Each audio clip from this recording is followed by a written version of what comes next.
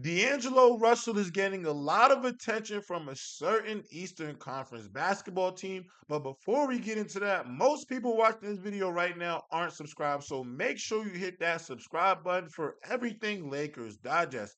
Now let's get into this story with D'Angelo Russell.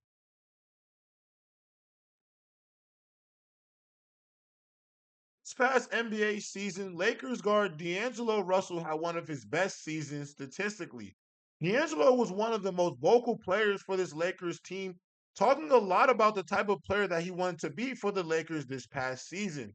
He compared himself to players like Derek White and saying that Derek White was the type of player that he wanted to model his game after, being feisty on the defensive end and making timely shots and impacting his team's ability to win basketball games.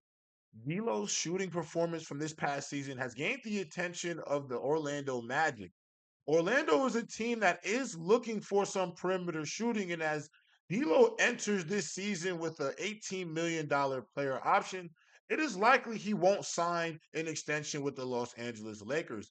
Looking at the Orlando Magic, they could be the perfect fit for D'Angelo Russell. He would be one of the older players on the team, putting him into a more veteran esque role. And for a team that is lacking in perimeter shooting, the fit for the Orlando Magic would be great. I think a lot of times Orlando has had to rely on Paolo Banchero because they lack a true point guard. And adding D'Angelo Russell to their core, he will be a perfect fit because not only does he add perimeter shooting, it allows Paolo to get off the ball at times, not being so much of a one option as a playmaker. Though statistically this was one of D'Lo's best years, he was no stranger to criticism due to the fact that in the last year's Western Conference Finals against the Denver Nuggets, D'Angelo Russell did not perform to his best ability. Now, the idea that D'Angelo Russell became a playoff dropper started to make even greater headways this past NBA season, as the Lakers' first round matchup in Denver did not go up to par. And in one of those games, D'Angelo Russell was legitimately scoreless.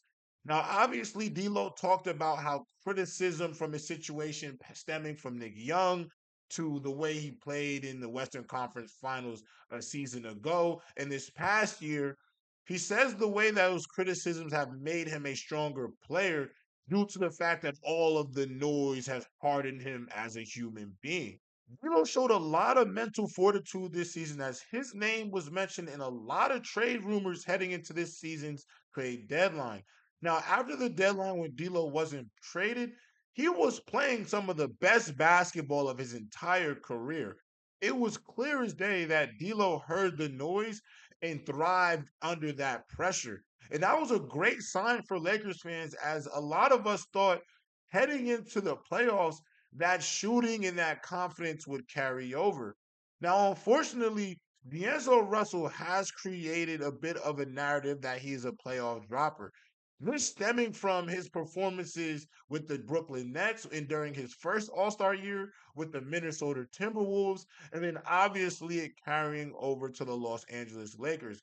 And the issue is, although D'Lo shot well this NBA season, and you will look at the numbers and think, why wouldn't the Lakers tap into his player option and bring him back in? Well, the truth of the matter is the expectations here in the LA are exponential. And the problem is D'Angelo Russell not meeting those expectations. It makes it hard for him to be not only here in Los Angeles, but just dealing with Lakers media and the Lakers fan base. Unfortunately for D'Lo, the other aspect of all of this is that the Los Angeles Lakers are going to swing for the fences in their pursuits for a third superstar. And unfortunately for D'Lo, he will become the odd man out in any situation if the Lakers create a new big three and he's that complimentary fourth scoring option. Playing for the Los Angeles Lakers comes with massive expectations. And the issue with that for certain players is the tolerance that the organization will have for you in bad performances in the postseason is minimal. In a time where Rob Pelinka and the front office are trying to maximize their window with Anthony Davis and LeBron James, it does feel like from the moment LeBron has gotten there to this point in his stint in LA, they would have hoped to have more than just one championship to show for it. And yes, listen, they got one championship to set off the 2020s. However, every year is a championship level year for the Los Angeles Lakers in terms of what they're thinking as a front office. If the Lakers don't win a championship, the season in their eyes is a failure.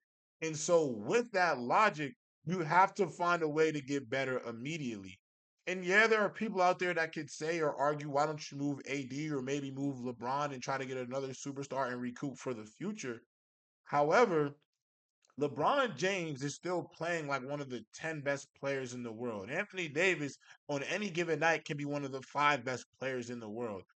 And the reality of that is, why would you give that up in order to bring in another player when you already have two potential top 10 players on your team? You just need to fill out the pieces around them. Rob Pelinka and company do not want to continue to demand the world from LeBron James every night during the regular season. So their pursuits of getting a third star is to bring another level of consistency from the scoring and defensive end to this roster. D'Angelo Russell, although he showed a lot of grit this season, the moments that the Lakers needed him to produce the most, he just fell a bit short in that aspect.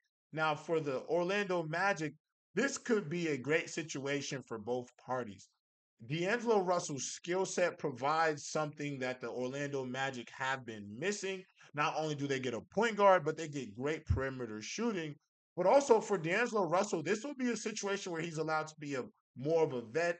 It'll develop even more into his leadership. And I think being around a feisty young team is good for a player like D'Angelo Russell, especially when you're coming off a season or you had one of your most confident shooting seasons in your career.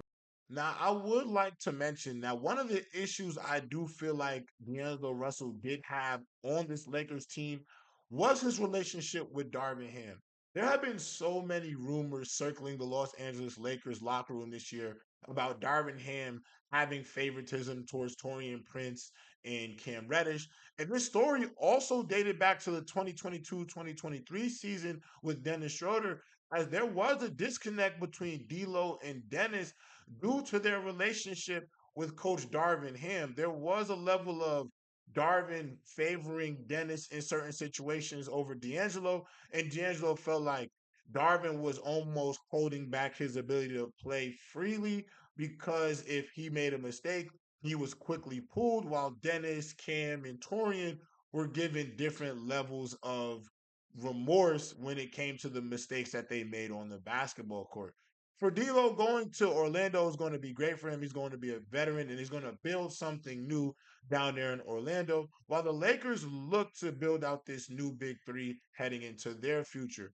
For D'Lo, getting out of LA is probably the best thing for him. The pressure, the criticism, the noise, it's a lot. And for one human being to have to constantly be under a microscope when other things around him and coaching aren't great, it's hard for players to thrive. And so I think D'Lo going where he's really wanted is going to be great for his future. But with that being said, I'm Jayrob of Lakers Digest. Make sure you hit that subscribe button and leave a like for all things Lakers news. But with that being said, peace.